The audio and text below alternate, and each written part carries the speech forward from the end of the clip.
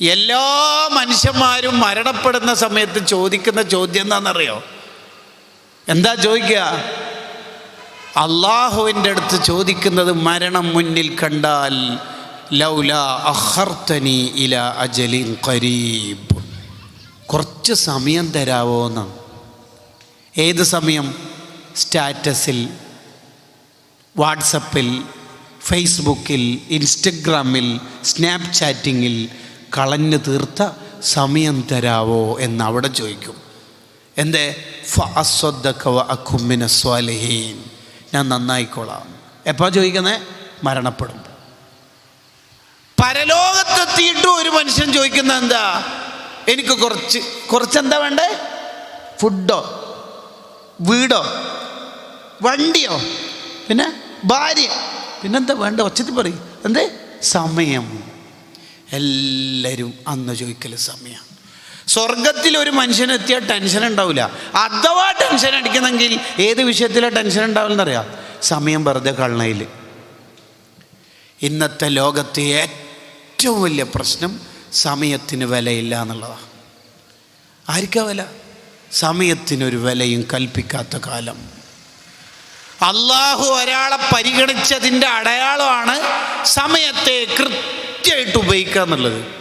നമുക്കെന്താ പണി? ബാക്കിയുള്ള ആളെ സ്റ്റാറ്റസ് വരുതൽ ഒന്ന്, എൻ്റെ സ്റ്റാറ്റസ് ആരെല്ലാം നോക്കൽ, ഒരു പണിയുമില്ലല്ലോ. അത് വേറെ പണി. എന്തിനാണ്? ഒരു സ്റ്റാറ്റസിൽ 30 സെക്കൻഡായി. നമുക്ക് ആ 30 സെക്കൻഡിൻ്റെ വില മനസ്സിലാണെങ്കിൽ, ഞാനതാ പറഞ്ഞ വില മനസ്സിലാക്കിയിട്ട് കാര്യങ്ങൾ ചെയ്യണമെന്ന്. ട്രാഫിക്കിൻ്റെ ഇനിയും 30 സെക്കൻഡ് ട്രെയിൻ മിസ് ചെയ്യുക, എന്താ ചെയ്യുക? ആ 30 സെക്കൻഡ് ഇന്നലെ രാത്രി 50 ആളെ സ്റ്റാറ്റസ് നോക്കിയിട്ട് തീർത്തത്. ആ 50 × 30 കണക്കൂട്ടിയേക്ക്. അത് റെയിൽവേയിലേക്ക് ഓടുന്ന സമയത്ത് ട്രാഫിക് ലൈറ്റിൽ കുടുങ്ങിയാൽ ഇനി 29 സെക്കൻഡ്, 28, 20, എന്താ അല്ലേ? പക്ഷെ അത് ബാക്കിയുള്ള ആളെ സ്റ്റാറ്റസ് നോക്കുമ്പോൾ നമുക്കൊരു പ്രശ്നമില്ല, വിലയില്ല. മോനെ, ഈ 30 സെക്കൻഡ് കൊണ്ട് നിനക്ക് സ്വർഗം വാരിക്കൂട്ടാൻ പറ്റും. അതാണ് ഇബ്നുൽ ജൗസി തങ്ങൾ ഹിഫ്ളുൽ ഉംറ എന്ന കിതാബിൽ പറഞ്ഞത്. ഒരു ബുദ്ധിയുള്ള മനുഷ്യൻ എങ്ങനെയാണ് സമയം കളയുന്നത്? ഒരു സുബ്ഹാനല്ലാഹി വബിഹംദിഹി എന്ന ദിക്ർ ചൊല്ലിയാൽ സ്വർഗത്തിൽ ഒരു മരം അല്ലാഹു നൽകും. ഒരു സുബ്ഹാനല്ലാഹി വബിഹംദിഹി എന്ന ദിക്ർ ചൊല്ലാൻ 2-3 സെക്കൻഡേ വേണ്ടതുള്ളൂ. 30 സെക്കൻഡിൻ്റെ സ്റ്റാറ്റസ് നോക്കുന്ന സമയത്ത് 15 മരങ്ങൾ സ്വർഗത്തിൽ നിനക്ക് വെച്ച് പിടിപ്പിക്കാം. ഇവിടെ മുല്ല അലീനിൽ ഖാരി തങ്ങൾ മിർഖാത്തിൽ പറയുന്ന ഒരു ആശയമുണ്ട്. ഒരാൾ ജീവിതകാലത്ത് കുറേ സുബ്ഹാനല്ലാഹി വബിഹംദി എന്ന ദിക്ർ ചൊല്ലി, എന്നാൽ സ്വർഗത്തിൽ കുറച്ച് മരം കിട്ടുമെന്നാണോ? അല്ല, ഓരോ ദിക്റിനും ഓരോ മരം കിട്ടും. സ്വർഗത്തിൽ മരം കിട്ടും എന്ന് പറഞ്ഞാൽ അതിൻ്റെ അർത്ഥം എന്നാ? ഇയാളെ നരകത്തിൽ കടത്തിയിട്ട് മരത്തുനിന്ന് മാങ്ങിയും ചക്കയെല്ലാം പറിച്ചിട്ട്, ആജിക്ക നിങ്ങളെ വളപ്പിൽ നിന്ന് പറിച്ചതാണ്, എടെ വെക്കണ്ടി സൈഡിൽ സ്റ്റോർ റൂമിലൊക്കെ അല്ലേ? അങ്ങനല്ല. സ്വർഗത്തിൽ മരം കിട്ടുമെന്ന് പറഞ്ഞാൽ സ്വർഗത്തിലെത്തുമെന്ന് അതിൻ്റെ അർത്ഥം. അതൊരു സൂചനയാണ്. റസൂലുള്ളാഹിന്റെ ശഫാഅത്ത് കിട്ടും, സ്വർഗത്തിൽ മരം കിട്ടും, സ്വർഗത്തിൽ വീട് കിട്ടും, അങ്ങനെയൊക്കെ പറഞ്ഞാൽ അതിൻ്റെ അർത്ഥം ഈമാനോടെ മരിക്കും, സ്വർഗത്തിലെത്തും എന്നാണ്. ദഖീറത്തുൽ മആദ് ഫീ ശർഹി റാത്തീബിൽ ഹദ്ദാദിലും മഹാനായ ഇമാം സുബക്കി റളിയല്ലാഹു അൻഹു ശിഫാഉസ് സിക്കാം ഫീ സിയാറത്തി ഖൈറിൽ അനാമിലൊക്കെ ഈ ആശയം വിശദീകരിക്കുന്നുണ്ട്. സ്വർഗത്തിൽ ഒരു മരം കിട്ടുമെന്ന് പറഞ്ഞാൽ അങ്ങനെ അർത്ഥം. സ്വർഗത്തിൽ ഒരു വീട് കിട്ടുമെന്ന് പറഞ്ഞാൽ എന്താ അർത്ഥം? ഇയാളെ നരകത്തിൽ കടത്തിയിട്ട് വീടിൻ്റെ വാടക കൊടുത്തേക്കല. അബ്ദുറഹ്മാനാജിക്ക കഴിഞ്ഞ മാസം വാടക കുറച്ച് ലേറ്റായി പോയി, 5-ാം തീയതി പോയി, അങ്ങ് കൊടുത്തേക്കല. ഇയാൾക്ക് ഈ വീടിൻ്റെ വാടക കിട്ടിയിട്ട് എന്താ ഉണ്ട്? സ്വർഗത്തിൽ ഏതെങ്കിലും ഒരു കാര്യം കിട്ടും എന്ന് സൂചിപ്പിക്കുന്നുണ്ടെങ്കിൽ അതിനർത്ഥം ഈമാനോടെ മരിക്കും, സ്വർഗം കിട്ടും. അള്ളാഹു തൗഫീഖ് ചെയ്യട്ടെ. ഈ നാട്ടുകാർക്ക് ആമീൻ പറയാൻ തൗഫീഖ് ചെയ്യട്ടെ. അൽഹംദുലില്ലാഹ്, അത്രയും ജീവനുണ്ടല്ലോ.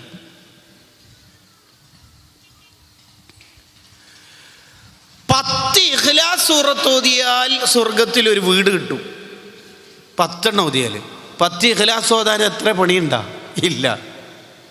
സ്വർഗത്തിലൊരു വീട് കിട്ടാൻ 10 ഇഖ്ലാസ് ഡെയിലി ഓതിയാൽ മതി. ഉമർ റളിയല്ലാഹുവിൻ്റെ ചോദ്യം 20 ഓതിയാലോ? 2 കിട്ടും. എത്ര ഓതുന്ന അതിനനുസരിച്ച് കിട്ടും. മൂപ്പര് 10ൻ്റെ ഗുണനപ്പട്ടികയായിട്ട് പോകുമ്പോൾ റസൂലുള്ള വേഗം സ്റ്റോപ്പ് ചെയ്തു. എത്രയാണോ ഓതുന്നത് അതിനനുസരിച്ച് കിട്ടും. ഈ ഹദീസ് ഇമാമിങ്ങൾ ഉദ്ധരിക്കുന്നൊരു സ്ഥലമുണ്ട്. വ്യത്യസ്ത ഗ്രന്ഥങ്ങളിൽ വ്യത്യസ്ത രീതിയിലാണ്, ചില ആംഗിൾ മാത്രം ഇവിടെ വിശദീകരിക്കുക. നബി സല്ലല്ലാഹു അലൈഹി വസല്ലമ തങ്ങൾ സ്വർഗം ഉദ്ഘാടനം ചെയ്യുന്ന നേതാവാണല്ലോ. സ്വർഗം ഉദ്ഘാടനം ചെയ്യുന്ന നേതാവ് എന്ന നിലയിൽ നമുക്ക് റസൂലുള്ളാഹിൻ്റെ കൂടെ സ്വർഗത്തിലെത്തണം. നബി തങ്ങളുടെ കൂടെ സ്വർഗത്തിലെത്തലൊന്നും ആർക്കും കഴിയൂല. അത് നമ്മൾ പഠിച്ചു വെക്കേണ്ട ഒരാശയമാണ്. എനിക്ക് നബി തങ്ങളുടെ കൂടെ സ്വല്ലല്ലാഹു അലൈഹി വസല്ലം സ്വർഗം തരണേ എന്ന് പറഞ്ഞാൽ അതിൻ്റെ അർത്ഥം എന്നാ? നബി സല്ലല്ലാഹു അലൈഹി വസല്ലം തങ്ങളുടെ സ്വർഗത്തിലെ സ്ഥാനം ഇബ്രാഹിം നബി അലൈഹി സ്വലാമിന് പോലും ഇല്ല. 2nd rank ഒരുക്കാണല്ലോ. മൂസാ നബി അലൈഹി സ്വലാമിനുണ്ടോ? ഉലുൽ അസ്മിലെ ബാക്കിയുള്ള ഈസ നബി, നൂഹ് നബി അലൈഹി സ്വലാത്തു വസ്സലാം അവർക്കുണ്ടോ? ഇല്ല. പിന്നെ എന്താ നബി സല്ലല്ലാഹു അലൈഹി വസല്ലം തങ്ങളുടെ കൂടെ സ്വർഗത്തിലെത്തണം എന്ന് പറഞ്ഞാൽ അർത്ഥം എന്നാ? സ്വർഗത്ത് നിന്ന് ഇടയ്ക്കിടെ നബി സല്ലല്ലാഹു അലൈഹി വസല്ലം തങ്ങളെ കാണാൻ കഴിയണം എന്നാണ് അതിൻ്റെ അർത്ഥം. ഇബ്നു ഹജർ റഹിമഹുല്ലാ മിഷ്കാത്തിന് വ്യാഖ്യാനം എഴുതുമ്പോൾ ഫത്ഹുൽ ഇലാഹ് എന്ന കിതാബിൽ ആ കാര്യം പറയുന്നുണ്ട്. അല്ലാഹു നമുക്ക് തൗഫീഖ് ചെയ്യട്ടെ. വീണ്ടും നിങ്ങൾക്ക് ആമീൻ പറയാൻ തൗഫീഖ് ചെയ്യട്ടെ. ഈ നാട്ടിൽ ആമീൻ കണ്ടുപിടിച്ചിട്ടില്ലേ? ആമീന് ഭയങ്കര പവറുണ്ട്. 4 അക്ഷര. നമ്മൾ ആമീൻ എന്ന് ഉച്ചരിക്കുമ്പോൾ 4 മലക്കിനെ അള്ളാഹു സൃഷ്ടിക്കുന്നതാണ്. എന്നിട്ട് ആ മലക്ക് നമുക്ക് വേണ്ടി ദ്വാരക്കും. വദുആ ഉൽ മലായിക്കത്തി മർജൂഉൻ ലിൽ ഇജാബ.